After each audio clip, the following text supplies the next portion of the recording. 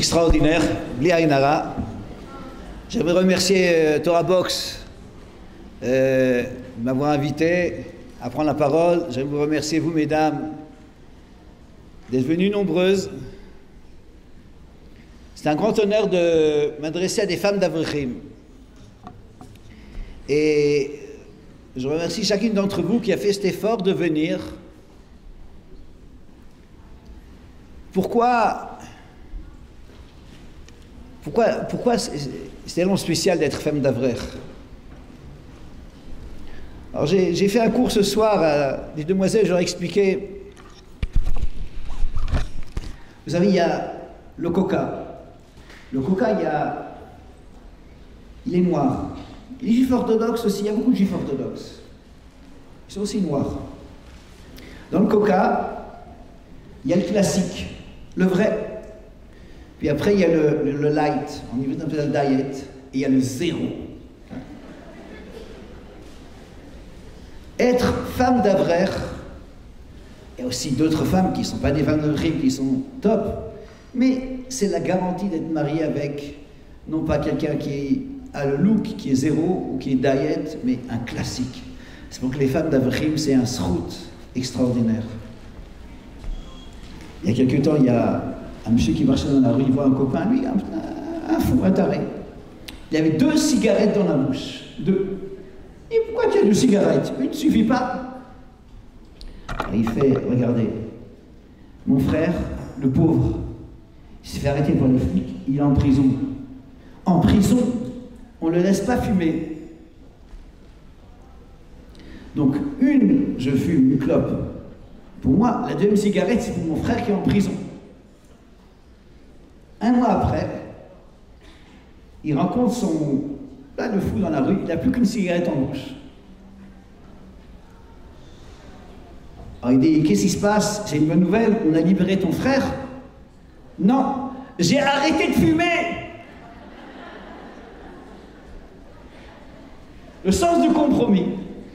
Un Ben Torah, un Avrech, c'est quelqu'un qui vit une Torah vraie, une Torah sans compromis. Être la femme d'un Avrech, c'est la réussite dans la vie. Rav Shach nous a dit,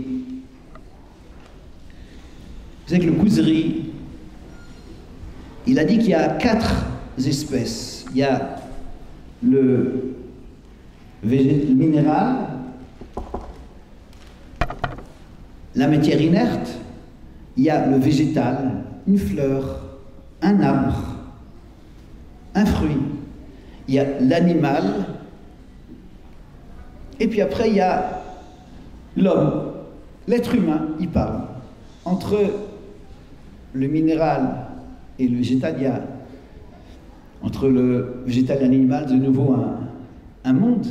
Entre l'animal et Medaber, celui qui parle, c'est de nouveau un autre monde. Le Kuzri nous a dit qu'au-dessus de l'animal, de celui qui parle, il y a Israël, le juif. On a reçu la Torah.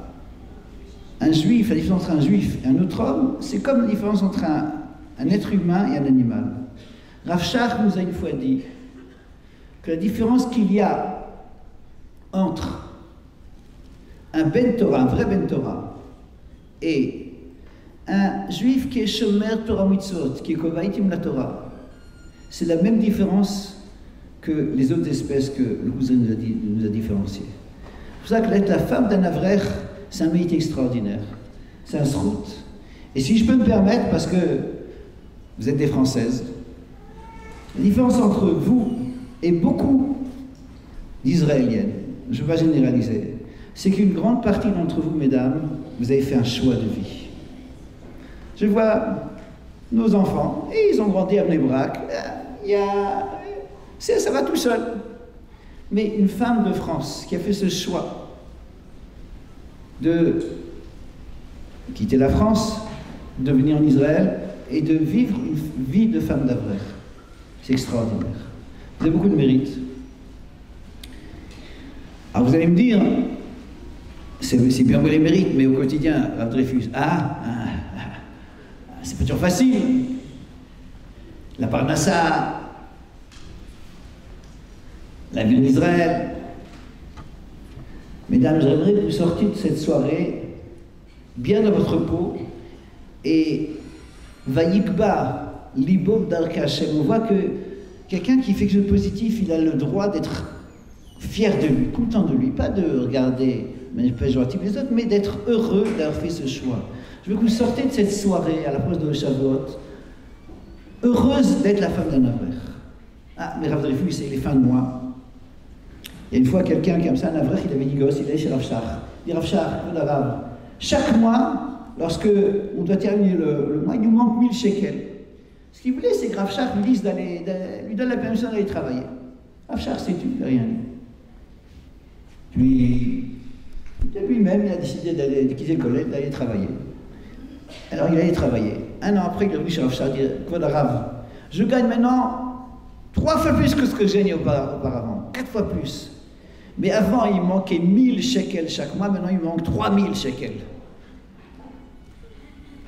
Pensez que lorsque on est dans le monde du travail, la vie au quotidien est plus facile, très souvent, c'est une erreur, c'est une leurre, c'est un...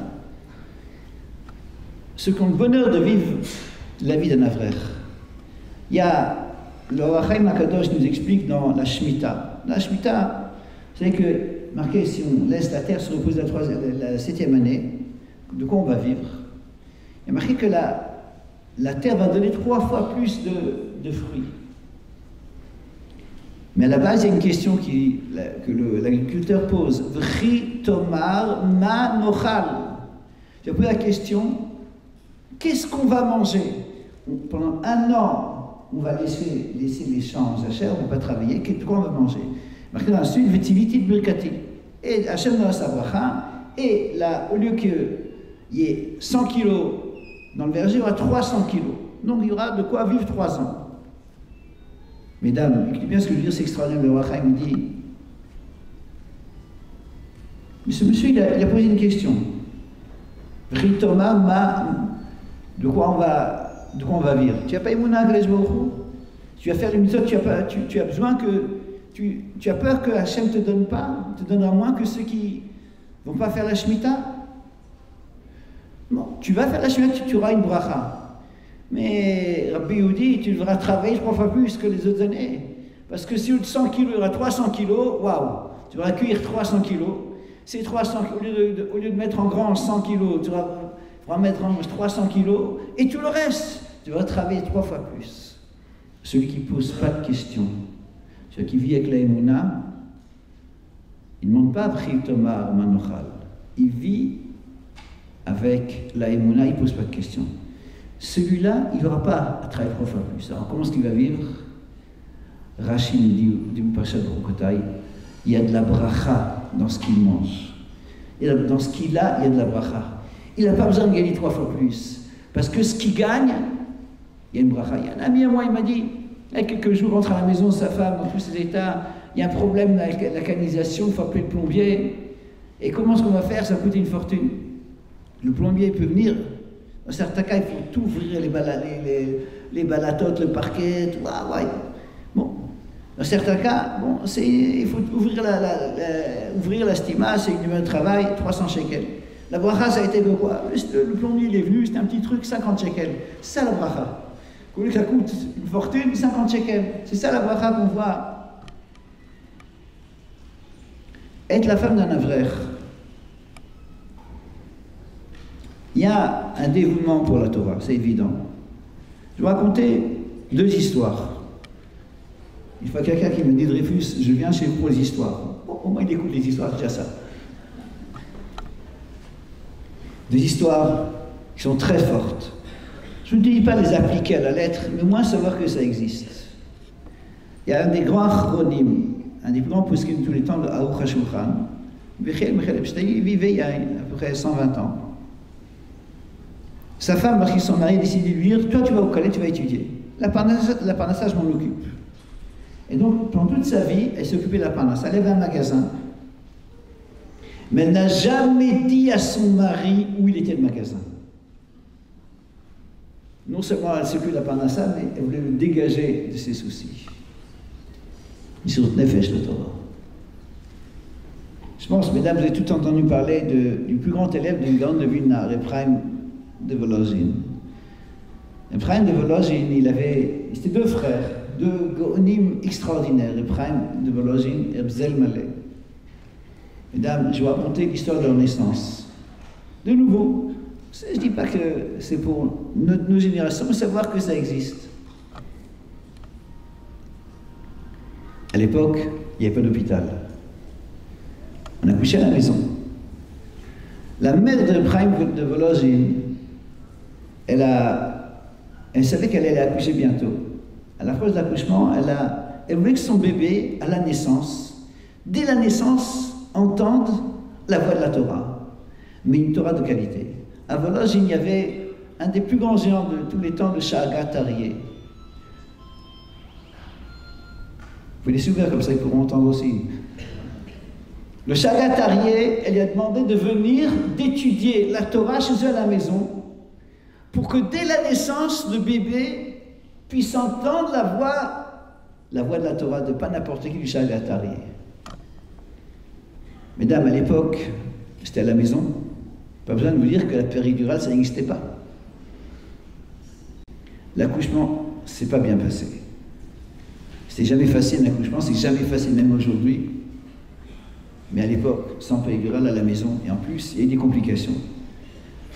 La mère de Chaim a commencé à avoir des souffrances terribles. Mais elle s'est dit, si je vais commencer à gémir, à pleurer ou à crier, ça va déranger le Shaagat Aryeh dans son étude. Je ne l'ai pas fait venir ici pour le déranger. Et s'est mordu les lèvres pour qu'aucun gémissement ne sorte de sa bouche. Lorsque les bébés sont nés, Shaagat Aryeh lui donne cette bracha d'avoir des enfants extraordinaires. Messiut Nefesh pour la Torah.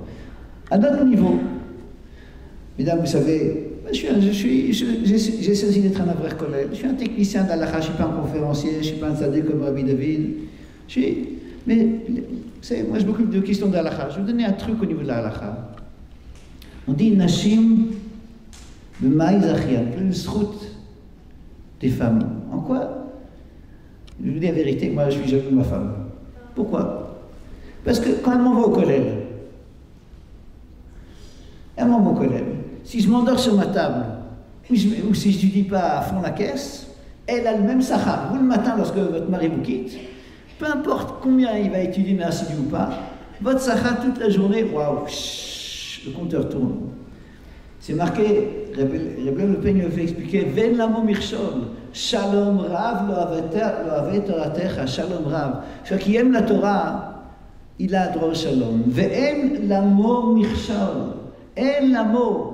C'est-à-dire qu'une femme qui aime la Torah, elle n'a pas de mirshol, parce qu'un avrer, parfois il y a quelque chose qui se passe, des événements, on commence à parler, ah ouais. Mais la femme, quand son mari étudie ou n'étudie pas, ça rapporte. Tous les jours, vous avez votre mari, ça rapporte. Non. Pourquoi ça rapporte? Pourquoi le srout des femmes, c'est le fait d'accompagner, d'accueillir son mari. Il ne connaît pas la route. Il connaît la route, il sait exactement quoi aller au kollel. En rentrant à la maison, il sait très bien de quoi aller à la maison. Quel est votre mérite, mesdames? Votre mérite, c'est lorsque votre mari vous quitte, lui donner une bracha avec le sourire. Avec le sourire. Avec un mot gentil. Et l'accueillir avec le sourire. C'est multiplié par votre route. Parce que, même s'il y a des soucis, même s'il y a des petits problèmes, le fait que lorsque votre mari vous quitte, au niveau terre à terre, je vois parfois des avrimes, je sais que le matin, à la maison, il y a une fois un monsieur, il est rentré à la maison, il rentre dans la chambre des enfants. Qu'est-ce que c'est quoi ces cris sur moi? Arrêtez de vous battre, de vous disputer, de vous battre. Papa, on se bat pas, on se dispute pas. Mais pourquoi ces cris? Mais on joue, mais pourquoi vous jouez? On joue à papa et à maman. Il y a eu un petit problème, mais là, si le mari, on voit parfois un avrech, il arrive au kollel, il y en a qui arrivent au kollel, la tête simchat Torah. Et on voit des maris qui arrivent au kollel, tisha b'av. De qui ça dépend? De vous, mesdames. Du sourire lorsque votre mari va vous quitter. Et du sourire qui va attendre lorsque vous allez rentrer à la maison. Vous pouvez multiplier votre mérite. C'est pas facile. C'est pas facile, parce que justement, quand on a joué à papa et maman, ça arrive à tout le monde. Ah. Et une fois, un monsieur qui est arrivé chez le sniper là, il dit, moi et ma femme, on se dispute jamais. Le sniper dit, pourquoi vous habitez à deux adresses différentes? Alors on s'est disputé. Et on se quitte avec le sourire. Pour qu'il puisse étudier dans la sérénité. Un mari qui sait que, même si on sait, ça, on n'était pas d'accord, on s'est quitté avec le sourire. C'est une autre étude. Au lieu qu'ils se prennent la tête, Tisha B'Av, Simchat Torah, grâce à vous, mesdames. Mesdames, il y a un Ibn Ezra extraordinaire. Extraordinaire, non, la parole qu'on va lire dans quelques jours. Je donne la référence, comme ça vous pouvez. Un église de réfugiés raconte un peu parfois n'importe quoi, il est fatigué. Bon. Ibn Ezra, Bamidbar, Perikvav, Pasuk Zayin. Pourquoi est-ce que, mesdames, vous êtes toutes des princesses, des reines? Pourquoi est-ce que quelqu'un qui a le mérite de vivre avec un avraire, il a une vie de qualité? Ibn Ezra nous dit, Da, ki kol bnei Adam, ovdei tavot haolam. Tout être est un esclave des désirs, des plaisirs terrestres.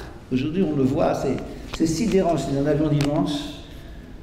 Les gens, tout le temps, il y a des écrans devant votre nez.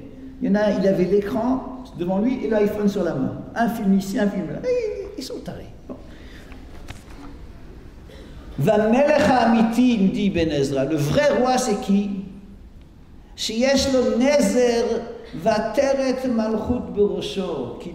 C'est qui le vrai roi qui a sur sa tête une couronne?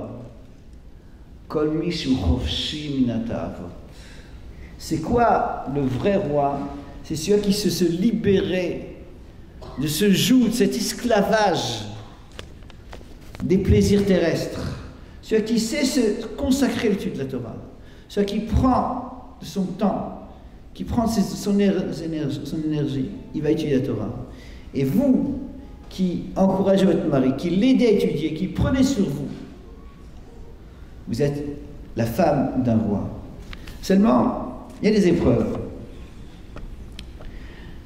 La Mishnah Mabot nous dit, il y avait un maître qui était un des plus grands élèves de Rabbi Yochanan ben Zakkai, Rabbi Eliezer ben Aroch. Rabbi Eliezer ben Aroch est marqué dans la Mishnah Mabot qu'il était tellement grand en Torah que si on l'avait mis sur une balance, et l'autre côté de la balance, on a mis Kol Chachmei Israël. Tous les Talmidei Chacham, tous les élèves de Rabbi Yochanan ben Zakkai, tous les élèves qui étaient sous des géants, et tous les Talmidei Chacham de la génération, malgré tout, Rabbi Eliezer ben Aroch était plus que les autres. La Garonne nous ramène qu'un jour, Rabbi Yochanan ben Zakkai, il était en route avec son élève, avec Rabbi Eliezer ben Aroch, et l'élève a demandé à son maître, enseigne-moi un petit peu Maaseh Merkava. Je suis pas le Chagadari.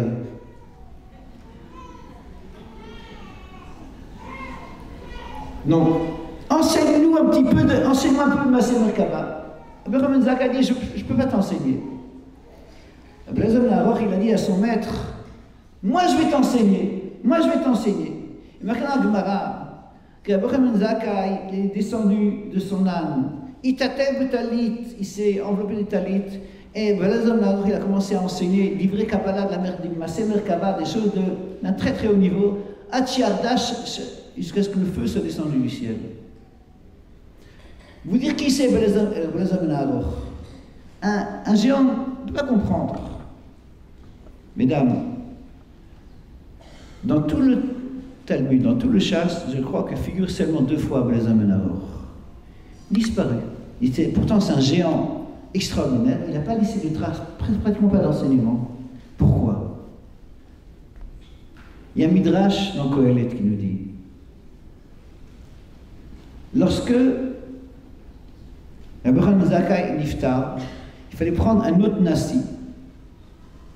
Il fallait prendre une personne qui allait diriger le Klal Israël. Chachmei Israël, ils sont allés là où habitait Rabbi Eliezer ben Aroch, le solliciter pour qu'il vienne à Yavne. Parce que Yerushalayim de l'époque, c'était Yavne. C'est là qu'il y avait qui est resté la Torah après le Churban Habayit. La femme de Rabbi Eliezer ben Aroch, ils habitaient dans une belle ville. Je ne sais pas si c'était le 16e ou c'était Neuilly ou je ne sais pas. Ah, nous on va déménager à Yavne. S'ils ont besoin de toi, qu'ils viennent ici. Elle a refusé. Il y a marqué Shachach Talmudo. Il a oublié son étude. À un tel point que lorsqu'on lui a donné monter la Torah, au lieu de lire Hachodesh Hazeh Lachem, il a lu Acheresh Haya Libam. Leur cœur est devenu sourd-muet, Cheresh. Savoir qu'il y a des choses dans la vie. Au quotidien, être la femme d'un avraire, c'est des choix qu'on doit faire. Rabbi Eliezer ben Aroch, c'est un géant. Malheureusement, il a tout perdu. Il a tout perdu. Pourquoi? Parce que sa femme, au moment, il aurait pu nuire le Nassim, mais il fallait déménager. Il fallait faire encore un effort pour la Torah. Et elle a refusé. Au quotidien, c'est un défi. Là, je vais terminer. Je me suis engagé à terminer avant 4h du matin, donc il faut que je termine. Rav Shach nous a dévoilé qu'il y a marqué dans Drashot Haran que Shavuot, c'est Yom Hadin le Torah. C'est le Rosh Hashanah de la Torah. Rosh Hashanah, on décide la santé, l'argent. Mais le plus important, c'est quoi? C'est la Torah. Un jour par an, c'est grave, Destin nous a enseigné, Shavuot, c'est pas de l'histoire, c'est pas une commémoration, on ne commémore pas, c'est du vécu. Chaque année, on reçoit la Torah. À Shavuot, on va recevoir la Torah. À Shavuot, on va nous juger. Bezrat Hashem. Combien vous aurez le sourire lorsque vous allez accompagner votre mari à la porte ou le recevoir le soir? Combien il va étudier? Combien nos enfants et nos descendants, Bezrat Hashem, ils seront investis dans la Torah? Combien de difficultés on aura au quotidien? Tout ça, ça se décide à Shavuot. À Shavuot, dans beaucoup de communautés, on a l'habitude de décorer la synagogue avec des arbres qui ne sont pas des arbres fruitiers, des arbres de décoration. Il a un srak, un arbre de décoration.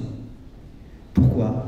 Parce qu'on vient de nous dire qu'à Shavuot, même quelque chose qui paraît stérile, qui paraît un arbre qui ne porte pas des fruits, peut changer. À Shavuot, tout a changé. Mais vous savez que lorsque la Torah a été donnée, il y a marqué sur l'Ar Sinaï, Hacham Kulo. Hacham Kulo, il y avait la fumée. Là où il y a des difficultés, très souvent il y a la Torah. Pensez que la Torah est facile, elle n'est pas toujours facile. La Torah, c'est du vrai. J'ai envie de terminer avec une dernière histoire.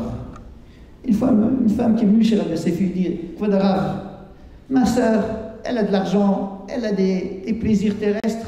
Moi, je suis la femme d'un avraire. C'est un peu, on est à l'étroit, il faut... Rabbi Yosef lui a dit, regarde, j'ai raconté un machal, il y avait une fois un roi, il était aimé par tous ses sujets. Il y avait une fille, la dernière fille qu'il devait marier. Ce roi, il a pris conseil auprès de ses conseillers. Il dit, comment est-ce que je vais faire pour... Mais les vrais amis, les princes, les rois, les dignitaires, les ministres, je ne peux pas les amener avec tout le monde. Ça ne se fait pas. Eux, je vais leur faire un repas de classe. Et les autres, je ne vais pas inviter tout le monde. Son conseiller dit, tu vas faire 2 mariages. Un premier mariage pour le peuple. Tu vas inviter les gens, les sujets, les gens simples. Tu leur donneras, ils ne cherchent pas des grandes choses. La cala viendra avec une belle robe. Et ils auront à manger simple, ils seront heureux. Mais les mets de choix, le bon vin, la vraie simcha, une fois que tu seras débarrassé des...